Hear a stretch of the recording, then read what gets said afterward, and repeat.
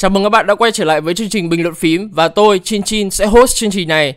Trong video này, tôi sẽ react cái video Cyberpunk 2077 đã thay đổi CD PROJEKT RED như thế nào. Video này được làm bởi Gamespot. Nào, chúng ta cùng xem thôi.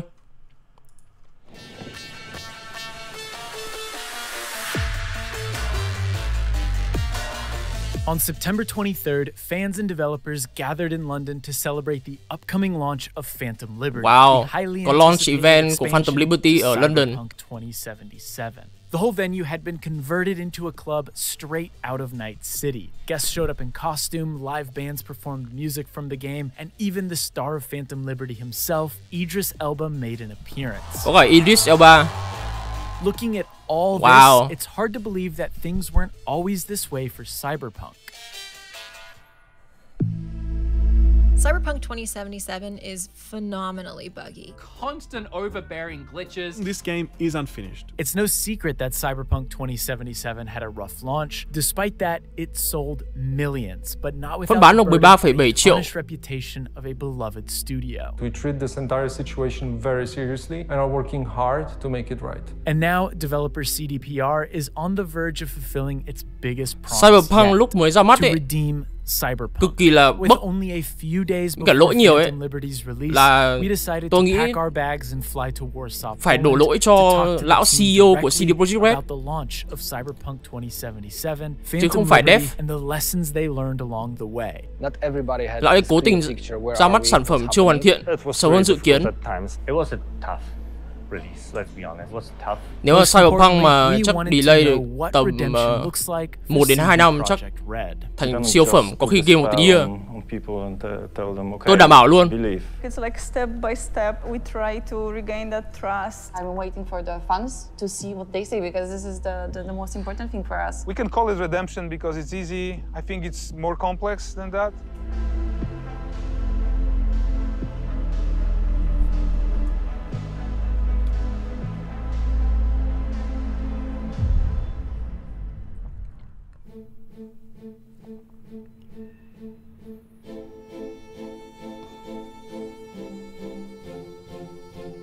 CD PROJEKT RED is a huge deal in Poland. It's one of the largest companies in the country and is considered a point of pride among many. Công ty lớn nhất Ba Lan luôn. Có một thời The Witcher 3 được coi là di sản văn hóa của Ba Lan luôn. Hình như là tổng thống của Ba Lan tặng một phiên bản copy cho Obama. Đấy, chúng ta mới thấy lúc đấy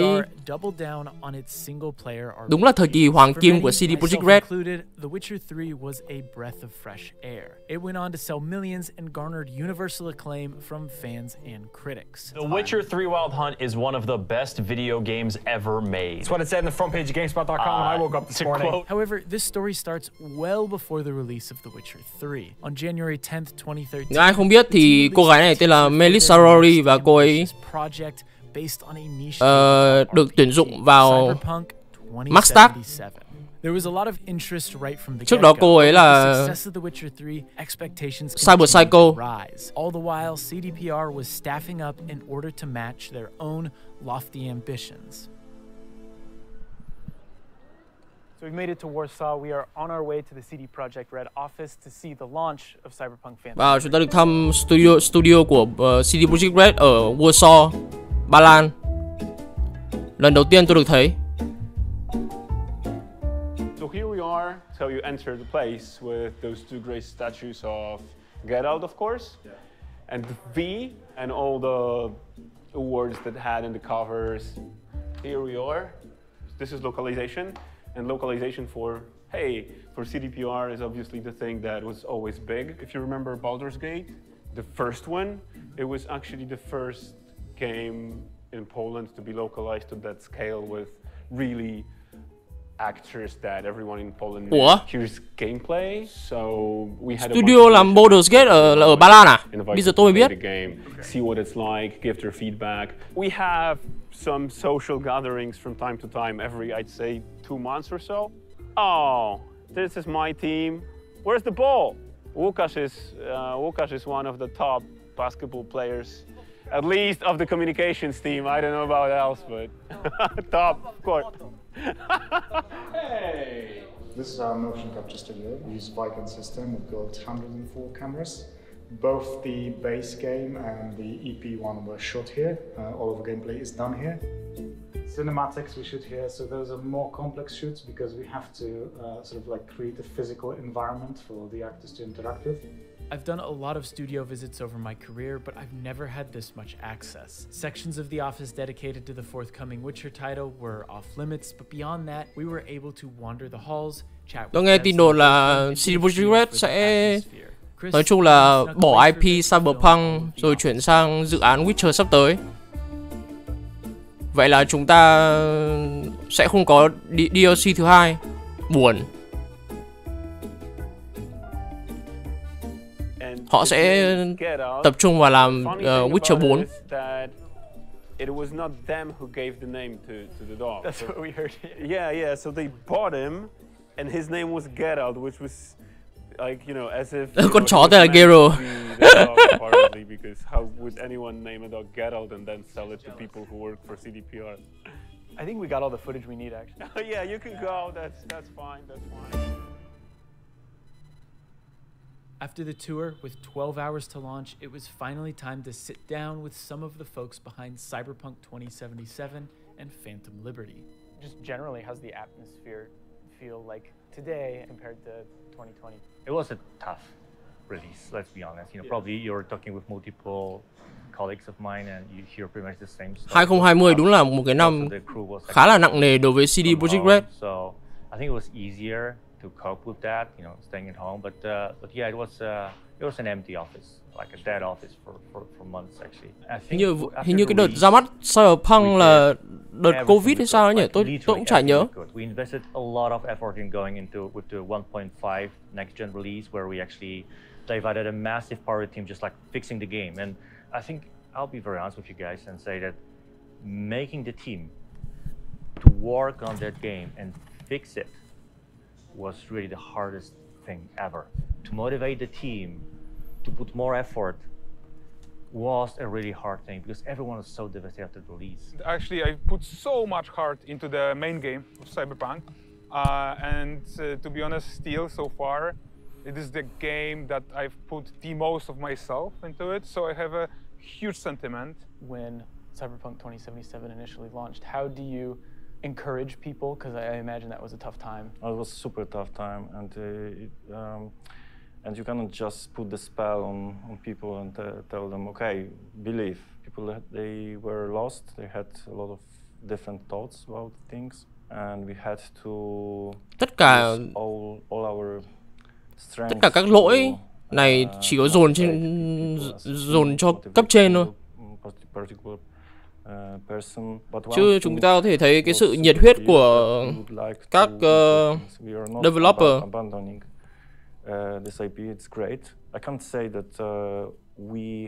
Không thể phủ nhận được họ bỏ cả linh hồn, tất cả mọi thứ vào game Cyberpunk 2017. Make people believe that that transformation is not funny, it's real.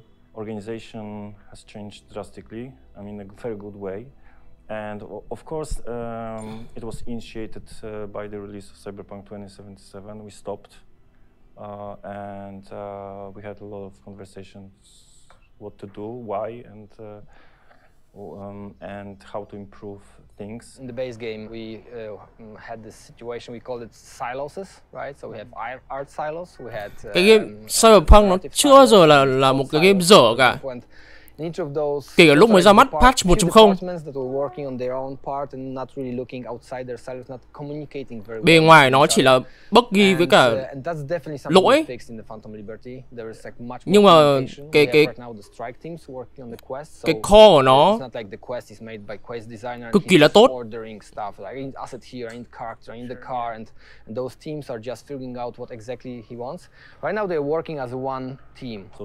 They know what my colleague is doing and how does it affect me, my part. We try to get rid of my, yours, Cốt truyện của Cyberpunk tôi nghĩ hay đến nỗi có thể so sánh được với Red Dead Redemption 2.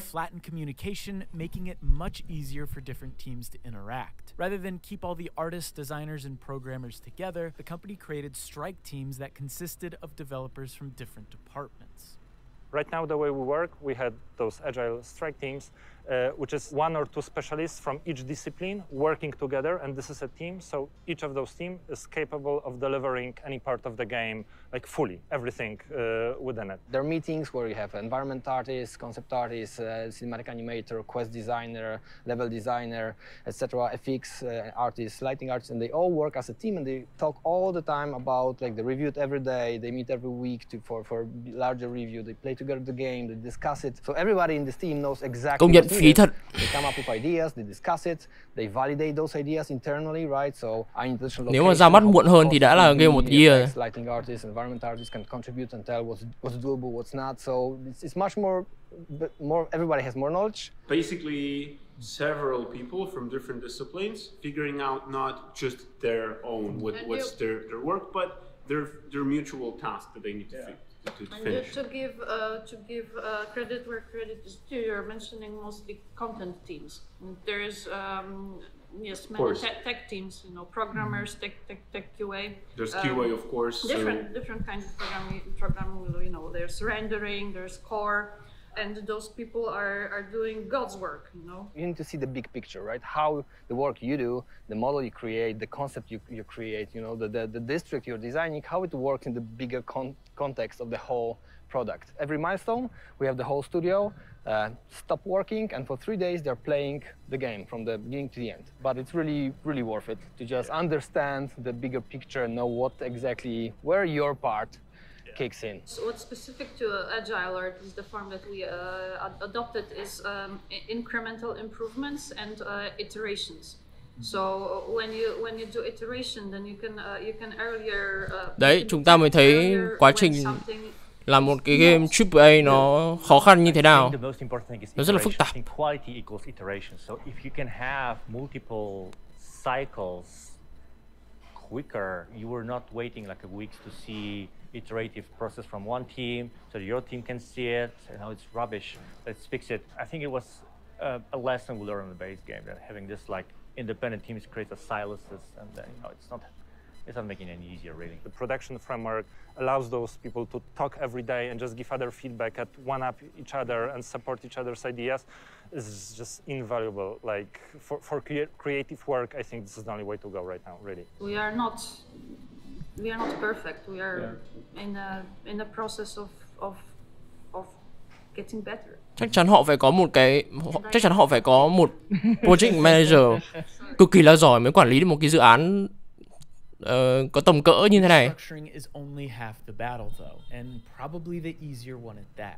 After Cyberpunk 2077's release, CD PROJEKT RED had a PR nightmare on its hands. The game was so buggy. Một cái đợt PR cho Cyberpunk, tôi nghĩ đội PR phải gọi là đúng là gánh team.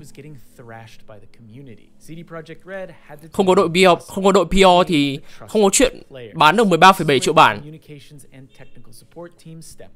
When it comes to AAA game development, typically these teams act as an intermediary. Đời đấy công nhận marketing đỉnh dã man. Nó tăng cái độ hype lên kiểu maximum luôn. Sau cái lúc ra game, các bạn biết rồi đấy. We have experience with players' reactions and understanding sometimes what, like on the surface level, is the symptom, let's say, and what it might mean underneath.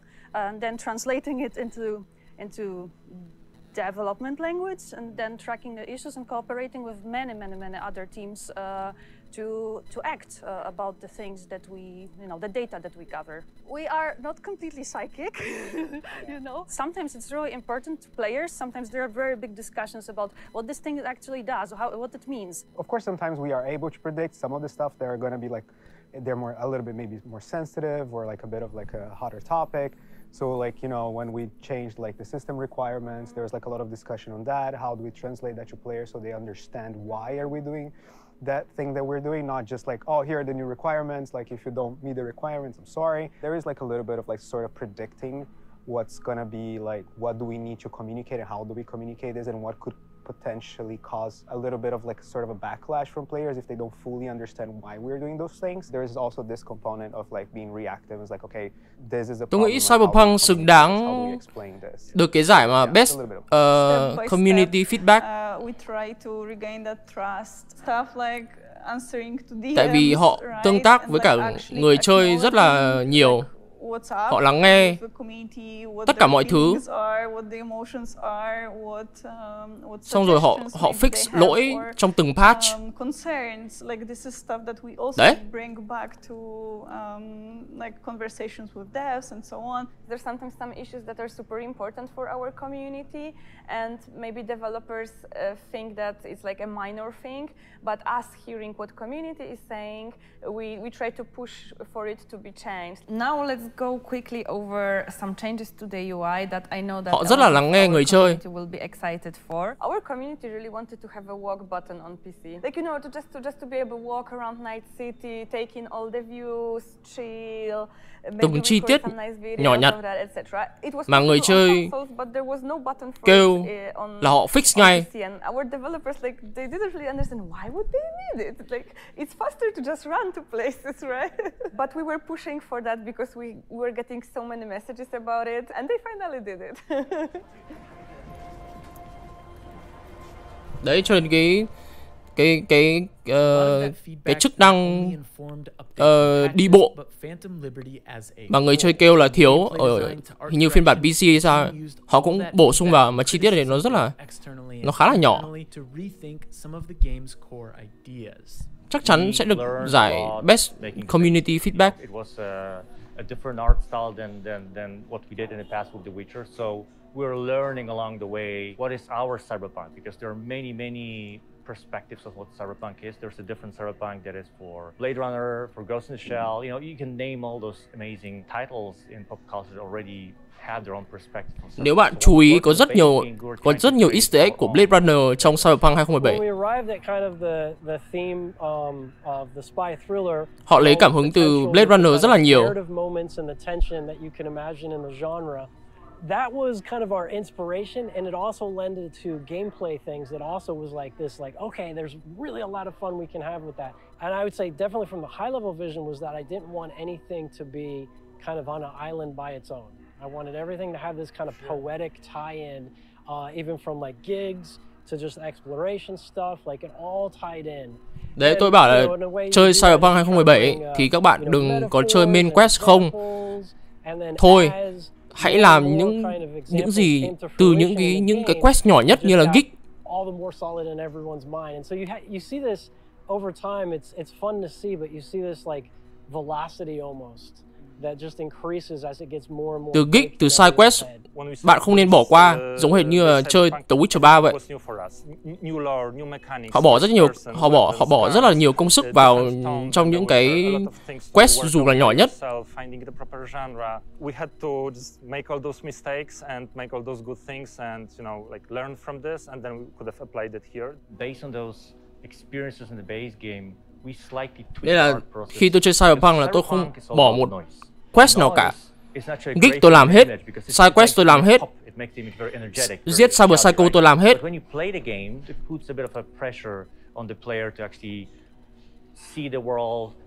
Hay ở chỗ là nó đều liên kết với nhau, tất cả mọi thứ nó đều liên kết với nhau, chứ không phải như kiểu Death Stranding gameplay chả liên quan gì đến cốt truyện à.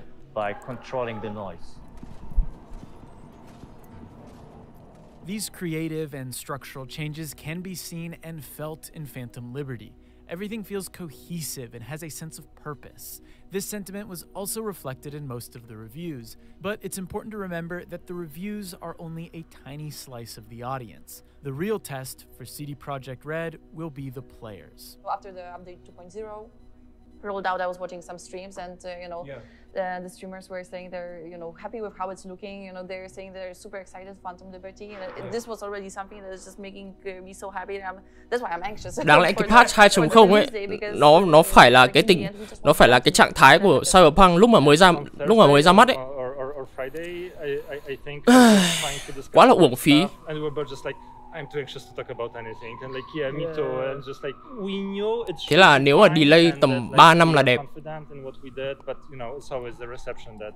It's actually just before the reviews, right? It Like was, a few hours before the reviews drop. We literally scheduled a meeting, and I can't say what it was about. Mà chả hiểu sao lúc Cyberpunk mới ra mắt, tôi chơi hết một mạch mà vẫn thấy rất là thỏa mãn.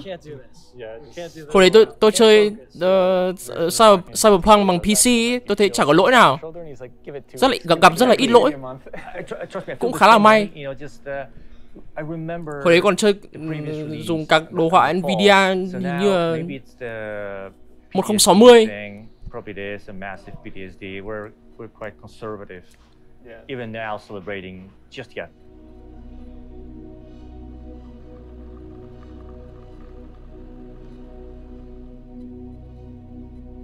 Xong rồi tôi chơi lại trên console, trên PS5 một lần nữa, nhưng mà lần này chơi rất là kỹ, chơi tất cả các content của Cyberpunk. Tầm khoảng chắc là 100 tiếng gì đó. The PC version will drop at 12 a.m. Greenwich Mean Time globally. This means that everyone playing on PC will get access at the same time. This release is what everyone is gearing up for. Yeah, how's Geralt part? Nên các bạn nghe lời khuyên của tôi, hãy phớt lờ mấy cái hãy phớt lờ cái quest mà đi gặp Hanako và tranh thủ thời gian đó làm tất cả các quest khác. Đừng gặp Hanako vội. It's already launched in so many places, right?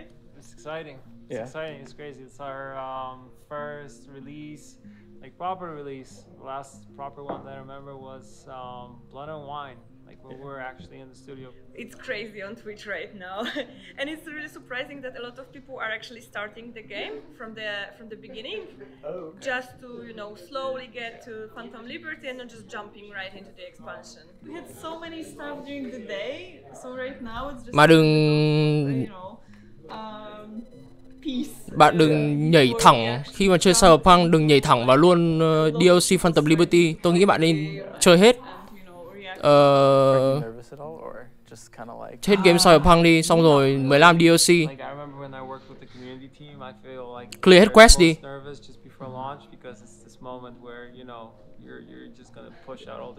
Thì bạn có trải nghiệm nói chung là tốt nhất. Chứ người mới chơi thì anh nhảy thẳng vào DLC, tôi thấy cứ thế nào ấy. For me, it's always just coming here and actually being with everybody, the social connection to like the whole group, and actually being in this and like laughing together, talking, anticipating what's to come. It's exciting. I think the biggest misconception is that there's like this big red button that we push at the given hour and then it launches everything. So it's really not like that. Everything is set up like a lot earlier by our release team and all of other teams, and we just waiting for the hour that is set up and then it launches. Mà không có subtitle tiếng Việt. Chỉ có subtitle tiếng Anh, không có tiếng Việt, để cho các bạn xem dễ hơn. He's the one doing final checks before pushing out Phantom Liberty to GOG, Steam, and Epic Games. About 3 minutes About away 3 from minutes-ish, yeah. Okay, dobrze. The big red button, does it no, but like, does it do the sound? It does the sound. Holy, no, but this sounds like a failure. It's a no button from the. What sound would we edit? No, let's not. Like, it doesn't actually look like this. This is not what launch looks like. No. Okay. Bà PR manager này đúng là ngôi sao sáng của cái studio này. It's pretty cool. Công nhận game này PR đỉnh vãi. I'm gonna go with GOG first, because that one takes, and the bada bing bada boom. No turning back now. At this point. Okay, this one goes live. This one goes live. And this bad boy. So Steam is Speeny Wheelie. So But it's live on GOG, EGS? Yes. Waiting for Steam to process. And go. Boom. Và thế là Phantom Liberty ra mắt.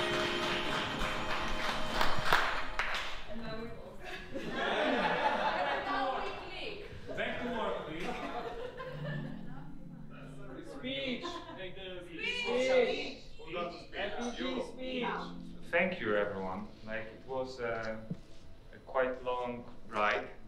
We started with some of you more than 10 years ago, with a small announcement, and then a cool trailer, and then the ball started rolling. Cái trailer cinematic của Cyberpunk lúc nào cũng đỉnh nhá. Chất lượng cực kỳ là cao. Tôi mong sau này CD PROJEKT RED có làm kiểu mấy bộ phim kiểu animation như thế thì rồi thì đỉnh dã man. Nhưng mà thôi, chúng ta có live action rồi nên là không phải lo. Live action lúc nào cũng tốt hơn. It's pretty easy to get swept up in the hype and excitement when a new game releases. So much so that it's easy to forget that the people on the other side of the screen are just that, people.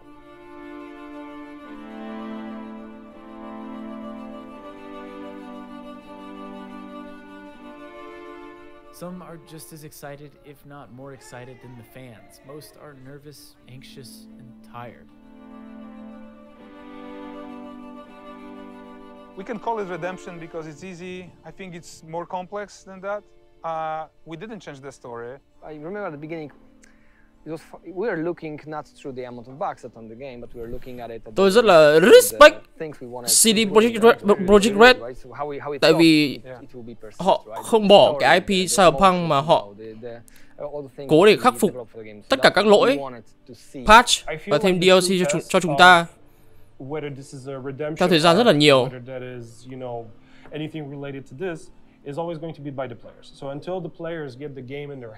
Không như Bethesda chắc bây giờ bỏ rồi. Bỏ cái IP Starfield rồi cũng chả có update gì nữa. Nói chung là CD PROJEKT RED họ xứng đáng với sự thành công.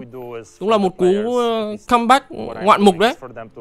Feel some emotions and, you know, maybe like expand their worldview a little bit, and it's up for them to judge really. I hope that the players, the world will finally, I think, perceive that we really had like a very honest intentions and we pushed maximum we could. I wouldn't create a legend about our own story, our own job. Tôi mong họ sẽ lấy lại cái danh tiếng mà họ đã mất từ hồi mà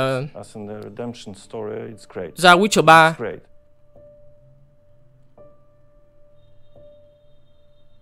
Redemption is not a narrative CDPR gets to decide.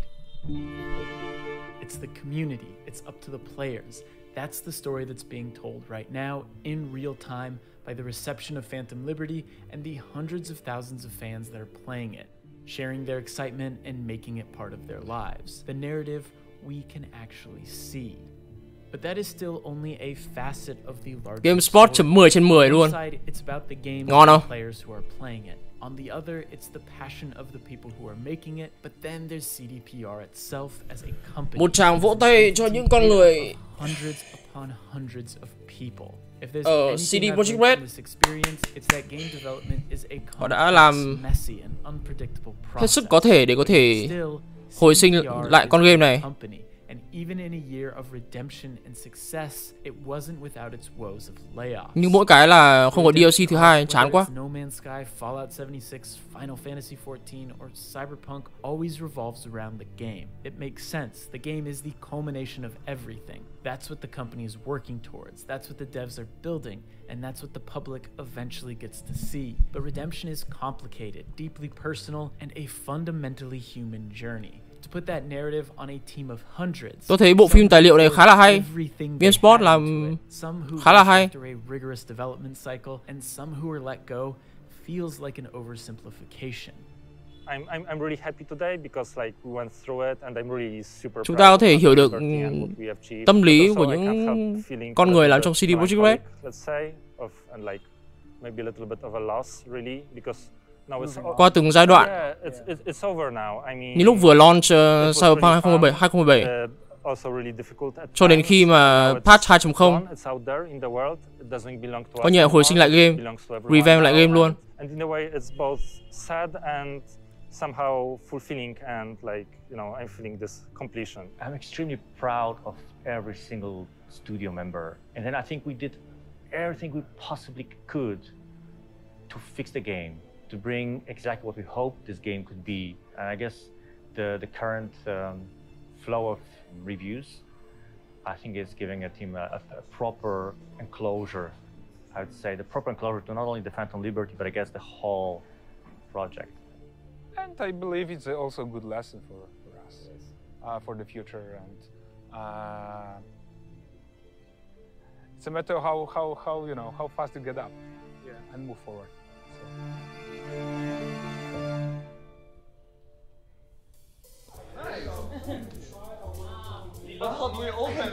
Ok, đây là kết thúc của bộ phim tài liệu về sự comeback của CD PROJEKT RED. Tôi xin end cái video ở đây. Nếu các bạn thích những content về Cyberpunk như thế này thì hãy nhớ ấn like và subscribe. Xin chào các bạn. Chin xin nào.